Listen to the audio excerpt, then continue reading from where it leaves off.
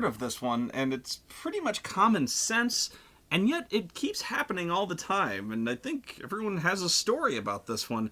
Never split the party. It's just one of those things that keeps going around and around. It's a common movie cliche. And every time it happens in a movie, you almost scream it at the TV. It happened in my Night Claws review when you see they split the party like 4 times. And, at some point I was just like, I hope they live. Of course they don't. But it always happens whenever you split the party, bad things happen. And so let's deconstruct this one, shall we? Because it actually bears looking at, even though it may seem obvious at first, and kind of it may seem well duh at first. But why is this a bad thing? Let's look at this from a horror movie standpoint. Why is splitting up bad? Well, splitting up is bad because when the bad guy stabs you, there's no one there to fucking help you! This is the problem also in Dungeons & Dragons and any other RPG. And this is also the problem that few people seem to realize, and yet they do it anyway. Even though they know this cliche, they seem not to recognize it when it seems to come up logically in the game. Because I've seen this happen, and I've seen it happen firsthand. I've seen it happen during game, and it happens for a lot of reasons. Sometimes it's out of, personal spite, or sometimes it just seems logical at the time. I've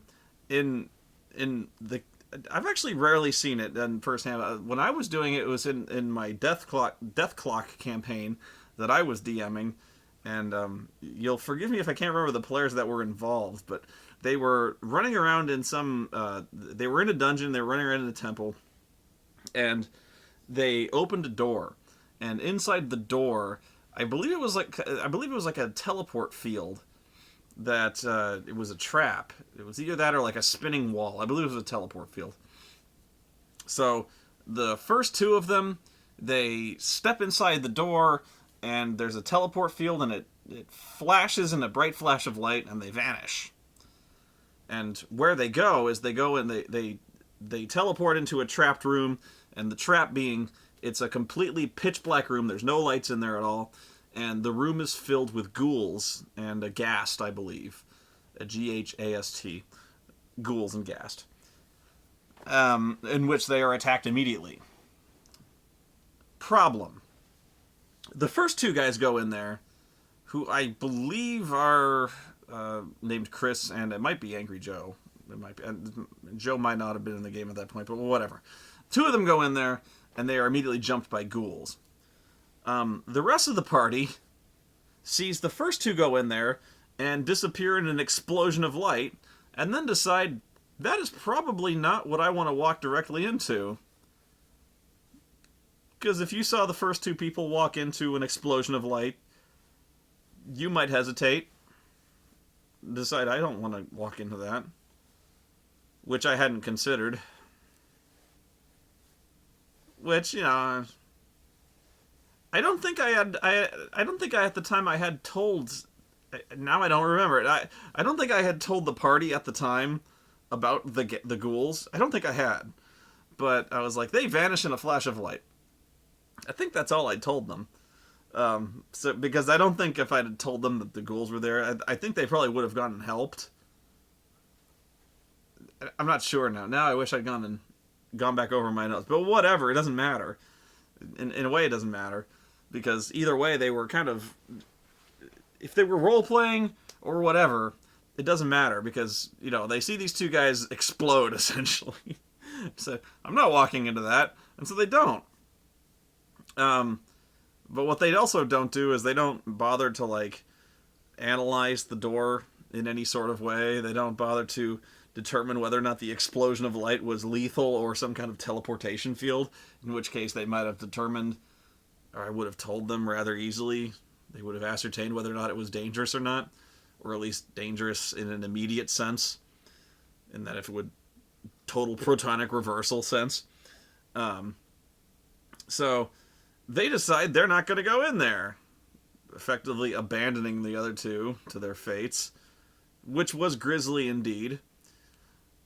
So, meanwhile, on the other side, they have been teleported elsewhere in the dungeon. In fact, they have literally been teleported about, I think, 15 feet straight downward into a lower floor,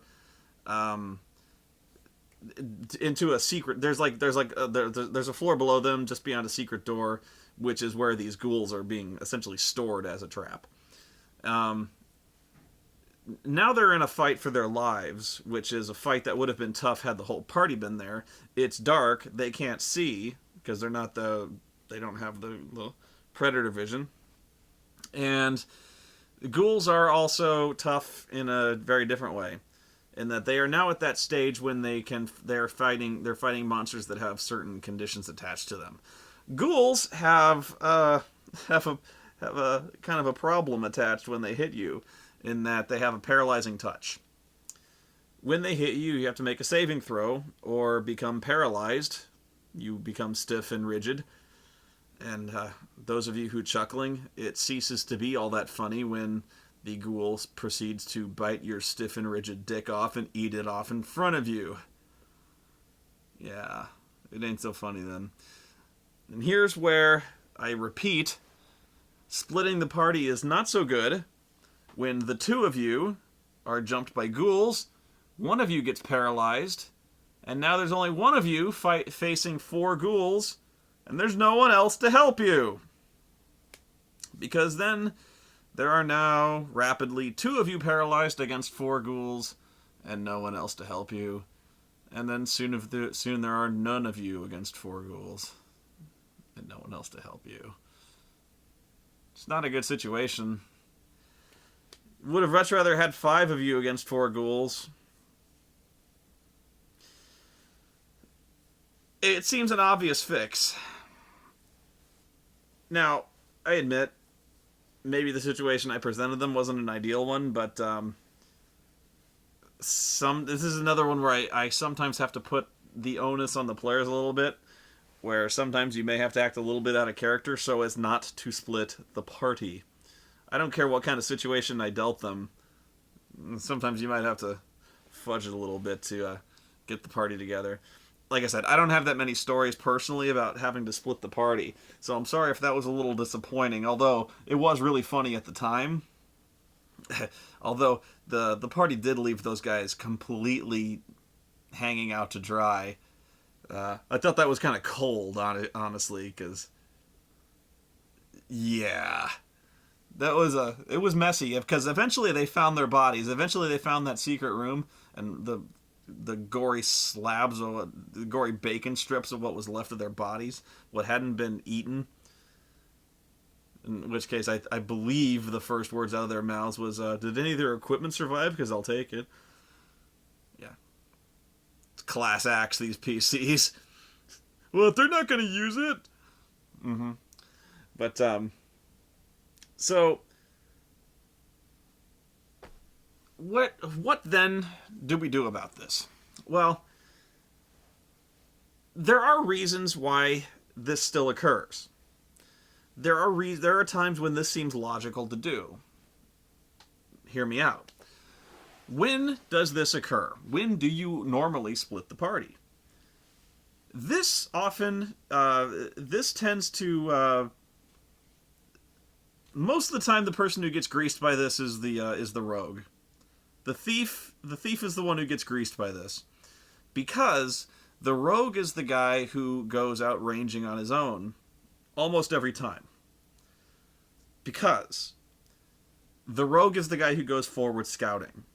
The rogue is the guy who, when he's doing his rogue things, has to go alone, because he's only sneaky when he's out with other rogues.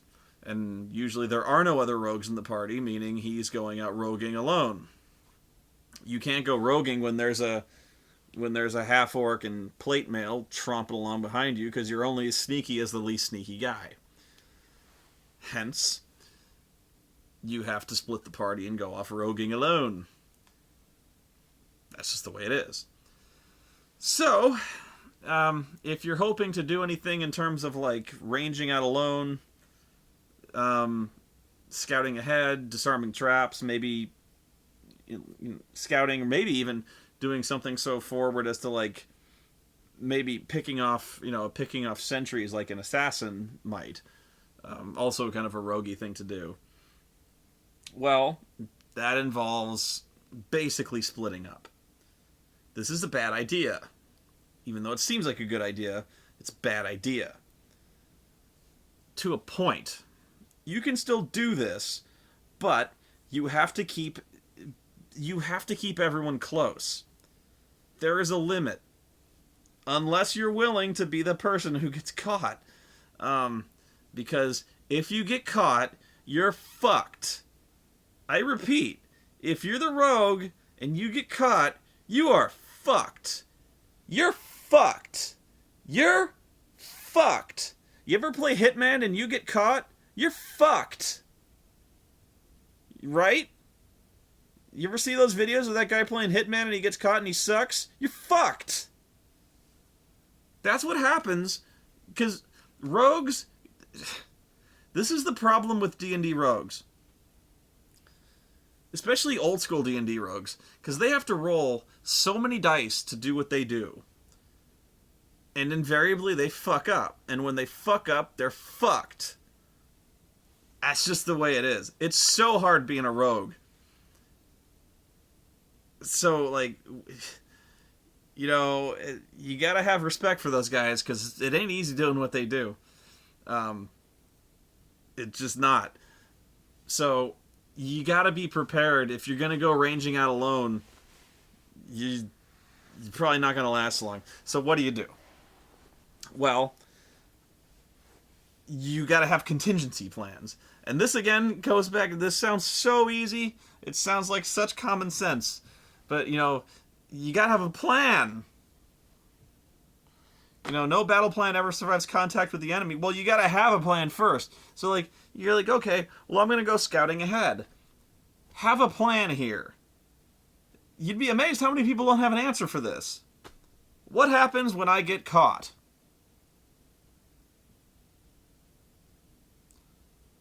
They don't have an answer for that.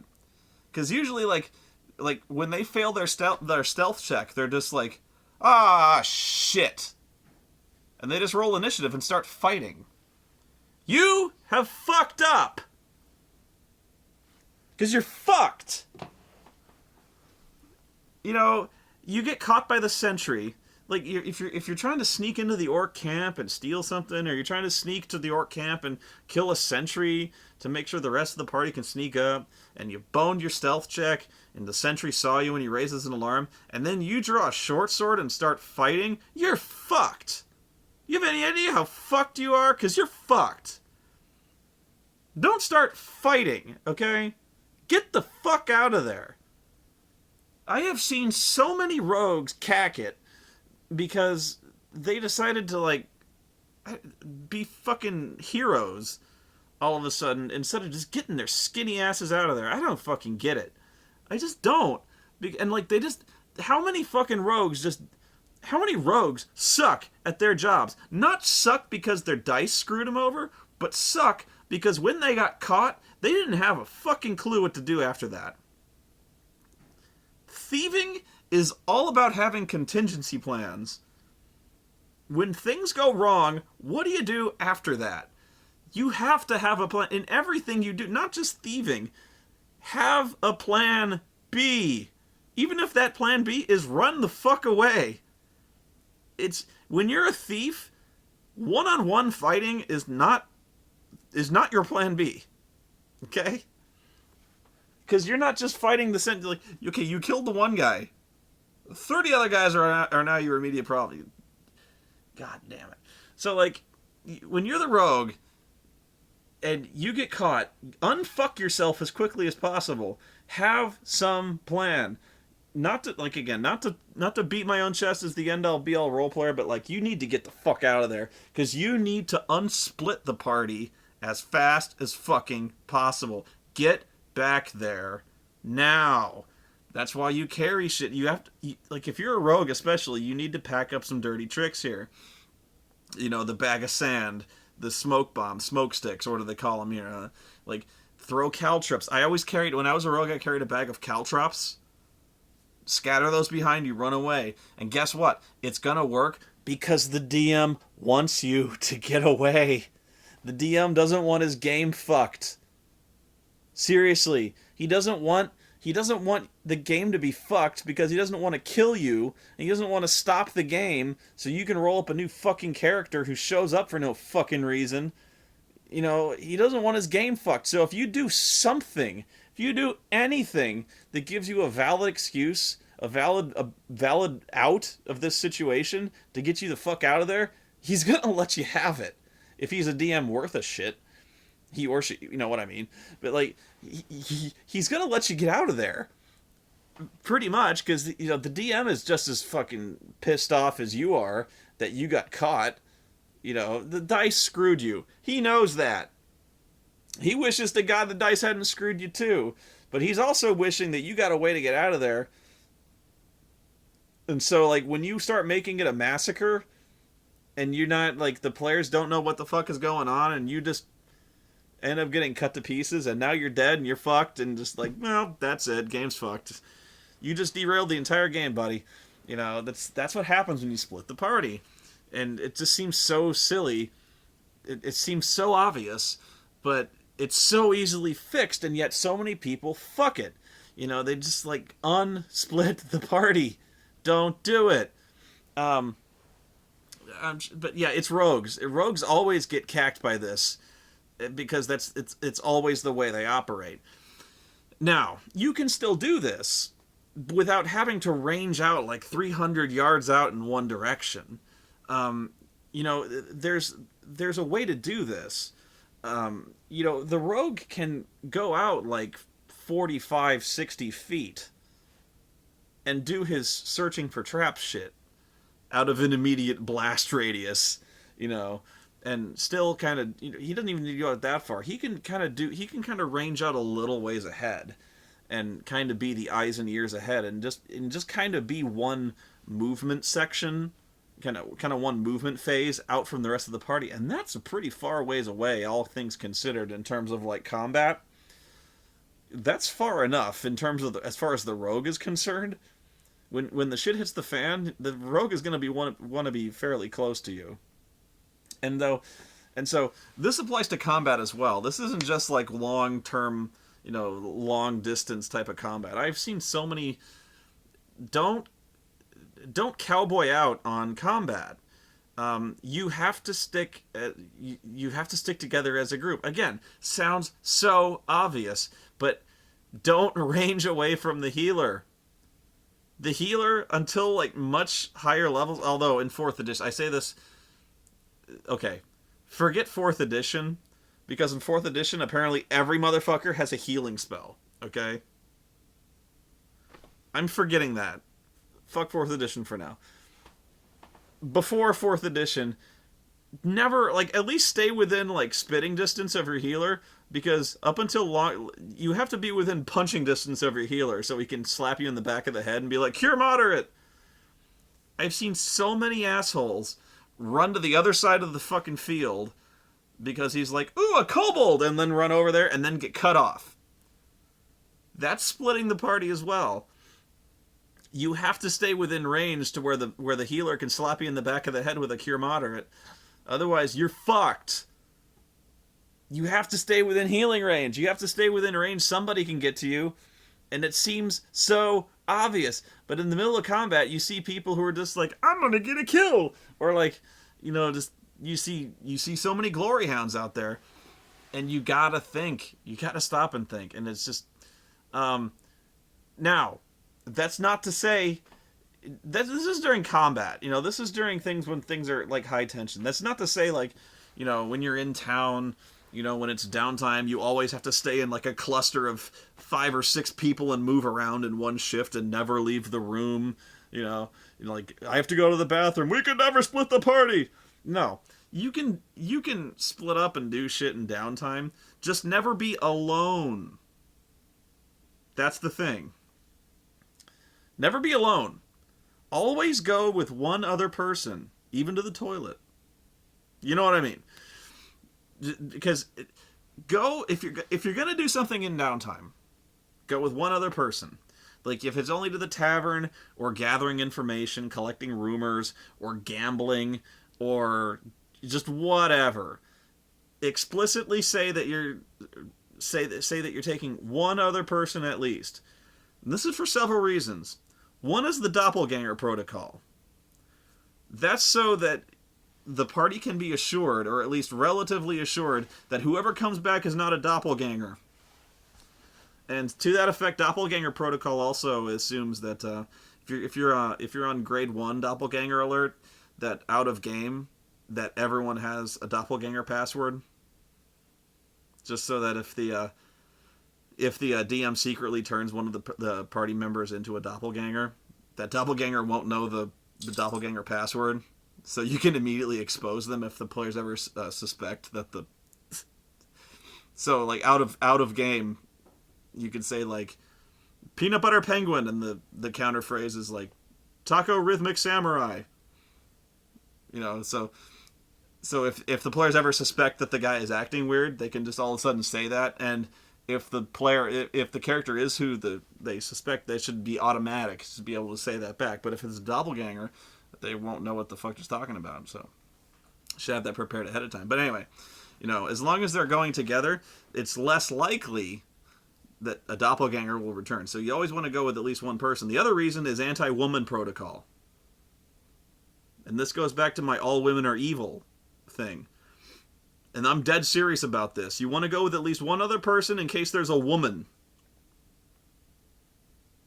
Right? Because you're going to a bar most likely, and women hang out in bars. And when women hang out in bars, women are evil. And more than likely than that, there's a succubus, and there's a woman. And if you're alone, the succubus woman will drain your soul. I'm serious. This happens all the fucking time. I have seriously lost count of the number of dudes who went off alone to a bar, found a woman who was interested in them, and had nobody to, like, slap them across the back of the head and tell them that that woman who's interested in them is a fucking woman, and why the fuck would a woman be interested in you, you ugly chud? Get the fuck away from her. It's obviously a succubus, you stupid asshole. And then get the fuck out of there. This is why you don't split the party. At least have somebody else there in case there's a woman to stop you. This is anti-woman protocol. I know how that sounds, but it's true. You've seen my Women Are From Hell video. This is what happens. Always have one other person with you. I'm serious. Okay? So, yeah. It's not to say that you need to be with everyone else in a hot tub. I'm just saying, like, have what. And besides that, you know, it's good for adventure hooks having one other person with you. And just in case you get robbed, okay? Forget the anti-woman thing. Just in case you get robbed, you want to have at least one other person with you. So at least you have a fighting chance. Okay? So, you know, that's as far as I can take you, you know. From here, it's on your own. At least, you know, just you got to assume that, you know, I can only give you so much common sense advice here, you know what I mean? But it really is remarkable. And I know for a fact that all of you have a don't split the party story, because this, you know, this is why it's such a common RPG trope, is because why do all of us have a story like this? You know, why is this such a common trope in horror movies? And yet we make the same mistakes. You know, it's kind of funny how we like to scream at the movies, "Don't split up, you assholes! Who does that?" Meantime, you know, I'm running the Death Clock campaign, and my guys are getting chewed up by ghouls because they split up. I don't know what to tell you. So, until next time, don't think yourself too superior when you got some ghouls ripping your dick off.